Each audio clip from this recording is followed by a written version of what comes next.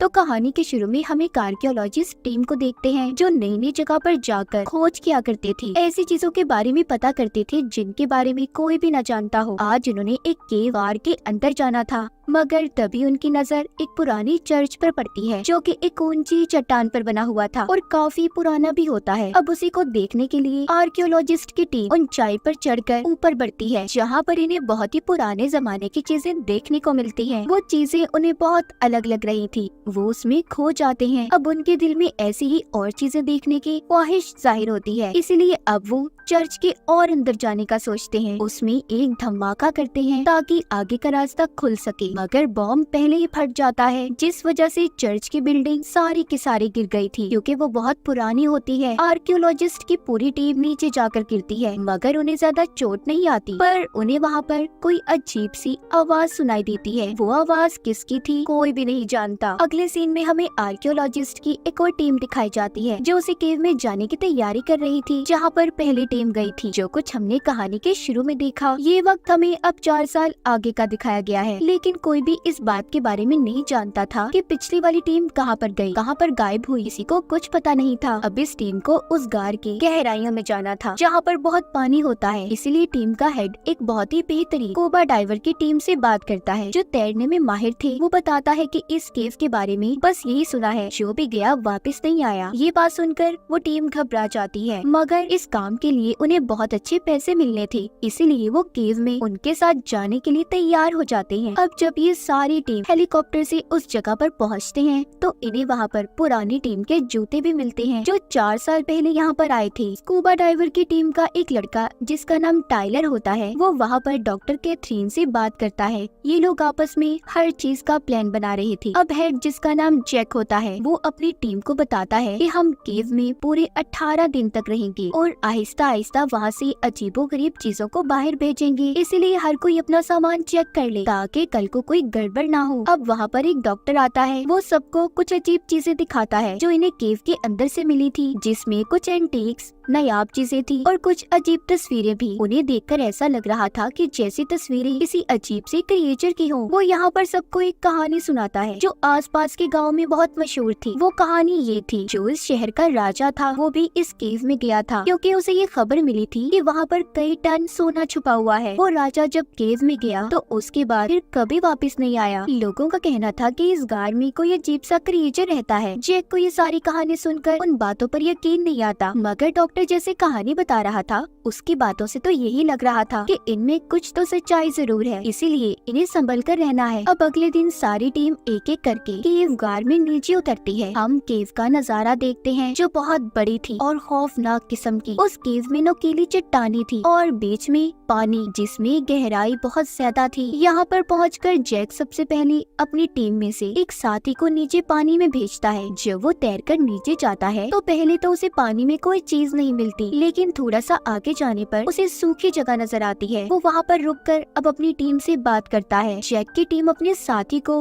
Monitor screen पर देख रही थी, तभी उनके साथी के पास किसी अजीब सी किस्म का जानवर आता है जिसके साथ वो खेलने लगा था क्योंकि वो काफी नरम था। ये सब कुछ जैक की टीम के लोग भी देख रहे थे, इसीलिए अब वो अपने साथी को पानी की गहराई में थोड़ा और अंदर जाने का कहते हैं। जब जैक का साथी पानी की गहराइयों में थोड़ा और अंदर जाता है तो उसे कुछ हलचल महसूस होती है। इस बारे में वो अपनी टीम को भी बताता है, पर अचानक से जैक का साथी डर गया था, उसकी लाइन भी कट जाती है। जैक की टीम अब अपने साथी को नहीं देख पा रहे थे। सभी टीम मेंबर्स डर गए थे और सोचते हैं कि आखिर अचानक से हुआ क्या। इसीलिए अब सब कहते हैं कि हमें एक साथ पानी की गहराई में नीचे जाना चाहिए, मगर जैक कहता है नहीं, अभी नहीं। अब वो अपने दूसरे साथी को जाने का बोलता है ताकि वो जाकर अपने पहले साथी के बारे में पता कर सके। टाइलर जो कि जैक का भाई था, जिसको हमने कहानी के शुरू में भी देखा, वो फिर से जैक से कहता है कि हमें सबको मिलकर जाना चाहिए, पता करने के अंदर क्या हो रहा है, आखिर क्या खतरा है। इसलिए जैक टाइलर की बात को मान लेता है। अब ये आधे लोग पानी की गहराई में जाते हैं। बीच में जो इन्हें नायाब चीजें नजर आ रही थी, उनके साथ साथ तस्वीरें भी ले रहे थे और जो कुछ अनमोल चीजें से इन्हें मिलती हैं, उन्हें अपने पास भी रख लेते हैं। थोड़ी देर बाद ये उस जगह पर पहुंच जाते हैं जहां पर आखिरी बार इन्होंने अपने साथी को देखा था। वहां पर उन्हें अपने साथी का सामान तो मिलता है पर वो गायब था। सब कुछ देखकर ऐसा लग रहा था कि जैसे वो खुद अपने सामान को छोड़कर अपनी मर्जी से गया हो। वहाँ पर इन्हें कुछ और पुराना सामान भी मिलता है जो कि किसी पुरानी आर्कियोलॉजिस्ट टीम का था। तभी जैक की टीम के एक साथी को साइड पर अजीब सा मरा हुआ जानवर मिलता है, जिसे जब वो देखने जाता है तो डर गया था और चिल्लाता है। अब वहाँ पर उसकी चीखों की आवाज को सुनकर जितने भी और जानवर थे सब ने उस पर हमला कर दिया था। वो उसे खींचकर पानी के अंदर ले जाते हैं जहाँ पर एक बहुत बड़ा क्रिएचर जैक के साथी के टैंक पर हमला करता है। उसका टैंक फट जाता है, जिसकी आवाज को सुनकर टाइलर जब उसे बचाने भागता है मगर तब तक देर हो गई थी। वो बड़ा क्रिएचर उसे खींचकर अपने साथ ले गया था जो कि एक तंग गार्ड था जो पानी में काफी गहराई में था, जिसके अंदर इंसान का जाना तो मुमकिन नहीं था क्योंकि वो बहुत ज्यादा छोटी जगह थी। अब टाइलर वापस आकर इस बारे में अपनी टीम को बताता है तो सब सुनकर हैरान हो गए थे। कहते हैं कि नामुमकिन सी बात है ये केव जमीन के बहुत नीचे है और फिर उससे भी ज्यादा गहराई में किसी जानवर का पल पाना बहुत मुश्किल है। इसके बाद जैक की टीम दोबारा से अपने साथी को ढूंढने का कहते हैं मगर अब वो रास्ता भी बंद हो चुका था जहाँ से ये पहले गए थे क्योंकि टैंक के फटने की वजह से पत्थर नीचे आकर गिरे जिससे रास्ता बंद हो गया। मतलब के दो साथी इनके लापता हो चुके थे। ये दोबारा से अब अपने बेस पर आ जाते हैं, उसी ठिकाने पर जहाँ पर ये केव में ठहरे हुए थे। जैक अपनी पूरी टीम से कहता है कि हमारे पास यहाँ रहने के लिए सिर्फ 18 दिनों का सामान मौजूद है, इससे पहले हमें यहाँ से निकलना होगा। जैक का साथी कहता है अब हम पुराने रास्ते से तो वापस नहीं जा सकते क्योंकि ऐसा लगता है उधर कोई खतरनाक जानवर है जिसने हमारे साथियों पर भी हमला किया है। क्या पता उसी ने पुराने आर्कियोलॉजिस्ट की टीम को भी मारा हो। जैक अपने साथी से कहता है क्या हो गया है, तुम शांत रहो। वो अब डॉक्टर से भी इस बारे में बात करता है जिस पर डॉक्टर कहता है कि ये बात मुश्किल है, मैंने कभी ना तो इतने बड़े क्रिएचर को देखा और ना उनके बारे में सुना है।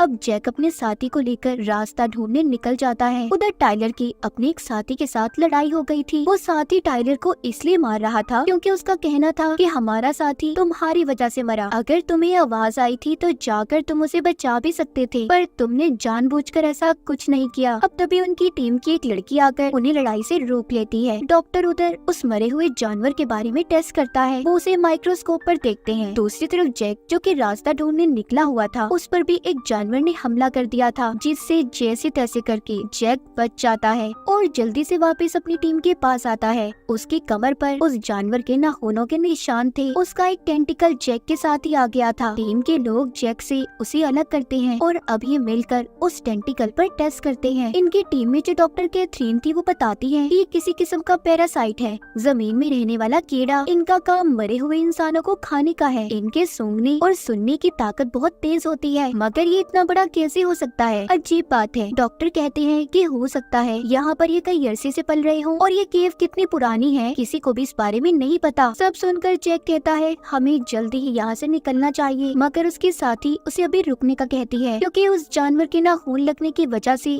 उसकी कमर से खून निकल रहा था। डॉक्टर भी उसे मना करते हैं मगर वो नहीं मानता और सबको अपने साथ लेकर एक दूसरे रास्ते की खोज में निकल जाता है जहाँ से बाहर जाया जा सके। अब सभी एक साथ आगे बढ़ रहे थे कि तभी रास्ते में जाते हुए इन्हें पुरानी आर्कियोलॉजिस्ट की टीम की हड्डियां मिलती हैं जिनमें उसी जानवर के दांतों के निशान थे जिसने जैक को भी काटा था। सारी टीम जैक की बात को मानकर आगे बढ़ रही थी मगर अब जैक की चोट बढ़ने लगती है। जब ये सब एक चट्टान पर चढ़ रहे थे तो जैक का साथी कहता है कि मुझे लगता है हम गलत रास्ते पर चल रहे हैं क्योंकि मुझे कोई पानी की आवाज नहीं आ रही। मगर जैक कहता है तुम चलते रहो, मुझे आ रही है। थोड़ा ऊपर पहुँचने पर इन्हें पानी मिल जाता है। जैक अब उसके अंदर फ्लेयर गन को डालकर देखता है कि पानी कितना गहरा है। उसे पता चलता है कि पानी नीचे बह रहा है। वो अपने साथियों से कहता है कि कुछ देर हम यहाँ पर आराम करेंगे जिसके बाद हम इस पानी में उतरेंगे। तभी यहाँ पर उसके एक साथी से लड़ाई हो जाती है क्योंकि वो इस मुसीबत की घड़ी में भी हर चीज को रिकॉर्ड कर रहा था। अब सब आराम करने बैठ जाते हैं। जैक को अजीब से दूरी पड़ रही थी। उसके साथी उसके बारे में दूर बैठे बात करते हैं, कहते हैं कि अब हमें जैक की फिक्र हो रही है, उसे कभी भी इतना गुस्सा नहीं आया था। उधर दूर बैठा जैक अपने सभी साथियों की बातों को सुन पा रहा था। ऐसा इसलिए था क्योंकि उसके जिस्म में बदलाव पैदा हो रहे थे। उस जानवर के काटने की वजह से उसकी सूंघने और सुनने की ताकत भी तेज हो गई थी। क्या जैक भी वैसा ही जानवर बनने वाला था या कुछ और? अब खैर ये आराम करने के बाद निकल पड़ते हैं। आगे वाटरफॉल झरना था। जैक सबसे कहता है कि हमें इस झरने को पार करना है। कैथरीन कहती है नहीं जैक, मुझे ये रास्ता गलत लग रहा है। मगर मगर जैक उसकी बात को नहीं मानता और सबको अपने पीछे आने का कहता है। जब सभी कूद रहे थे तो तभी कैथरीन का पाँव किसी चीज ने पकड़ लिया था, मगर थोड़ी देर बाद छोड़ देता है। कैथरीन भी जल्दी से अब अपने साथियों के साथ आगे बढ़ती है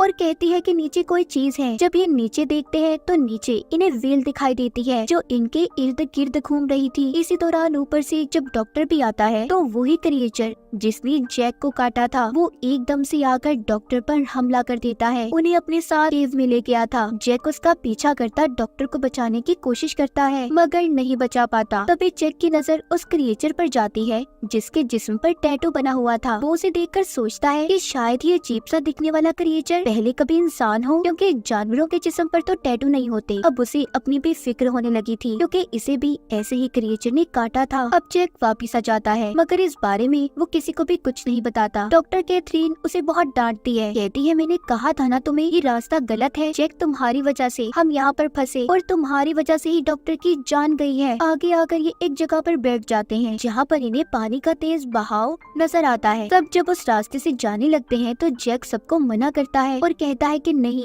हम चट्टान के ऊपर चढ़ेंगे और फिर वहाँ से दूसरी तरफ जाएंगे। कैथरीन सुनकर टाइलर से कहती है कि जैक अपने होश खो चुका है, वो नहीं जानता कि वो क्या कर रहा है, इसलिए हम में से किसी को टीम को लीड करना होगा। मगर टाइलर उसकी बात को अनसुना कर देता है और आगे बढ़ जाता है। अब आधे लोग कैथरीन की बात को मानने को तैयार थे जबकि आधे जैक के साथ जाने के लिए तैयार हो जाते हैं। एक लड़की जैक के साथ ही जब चट्टान पर चढ़ना शुरू होती है तो ऊपर वही बहुत बड़ा खूनख्वार क्रिएचर आ जाता है जिसे देखकर वो लड़की डर गई थी और नीचे गिर जाती है। पर क्रिएचर आकर उसे पकड़ लेता है और उससे चिपक गया था। अब उस लड़की के पास कोई और रास्ता नहीं था, इसीलिए वो अपने सिलेंडर को ब्लास्ट कर देती है जिससे उसकी भी मौत हो गई थी। जैक उसकी लाश को उठाकर लाता है। सब बहुत ज्यादा दुखी थे क्योंकि एक एक करके ये अपने साथियों को अपनी आंखों के सामने मरता देख रहे थे। जैक के जिस्म में भी बदलाव होना शुरू हो जाते हैं। कैथरीन और जैक की अब बहस हो जाती है जिस वजह से इनके दो ग्रुप्स बन गए थे। जैक, टाइलर और इनका एक साथी एक ग्रुप में थी जबकि कैथरीन के साथ उसकी बाकी की टीम के लोग थे। जैक अपनी टीम को चट्टानों के ऊपर से ले जा रहा था। वो लोग एक ऐसी जगह पर पहुंच जाते हैं जहां पर हजारों की तादाद में कंकाल ढांचे पड़े थे। ये वही जगह थी जहां पर राजा अपनी फौज के साथ सोना लेने आया था मगर वो भी इस क्रिएचर से बच नहीं पाया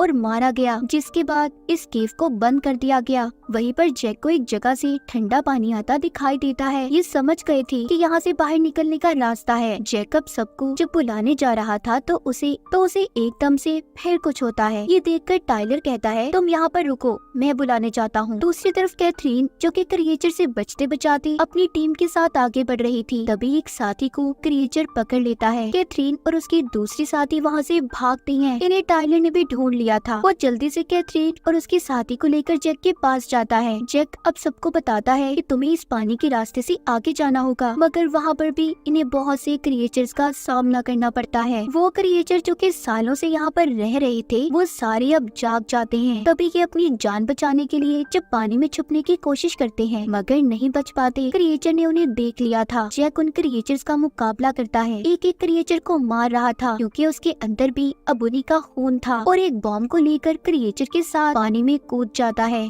बॉम्ब ब्लास्ट हो गया था। बाकी बचे हुए लोग जैक के बताए हुए रास्ते से नदी से बाहर आ जाते हैं। अब कहानी हमें एक साल आगे की दिखाई जाती है जहाँ पर कैथरीन और टाइलर मिलते हैं। टाइलर कहता है कि मैं अपने भाई को बहुत याद करता हूँ। वो यहाँ पर जैक की बात कर रहा था जिसके बारे में कोई भी नहीं जानता वो जिंदा था या मर गया। अब टाइलर कहता है लेकिन अगर वो हमारे साथ आ भी जाता तब भी जिंदा नहीं रह पाता। कैथरीन कहती है नहीं, ऐसा नहीं है, वो यहाँ पर भी जिंदा रह सकता था। ये बोलकर कैथरीन उसे मिलती है और यहाँ से जाने लगती है। इसी दौरान टाइलर उसकी आंखों को देखता है जो बिल्कुल जैक जैसी लग रही थी जब वो इन्फेक्टेड हुआ था, मतलब कि कैथरीन भी इन्फेक्टेड थी। जब केव में किसी ने कैथरीन का पाँव पकड़ा था तो तभी ये इन्फेक्टेड हुई होगी। अब वो क्रिएचर कैथरीन की वजह से और भी बढ़ेंगे, मतलब कि केव से भी बाहर वो जिंदा रह सकते हैं। टाइलर उसे ढूंढने लगता है मगर वो अब जा चुकी थी। क्या पता कैथरीन ने इन क्रिएचर्स की फौज बना ली हो, कोई कुछ नहीं जानता था। और इसी के साथ इस फिल्म की कहानी भी यहीं पर खत्म हो जाती है।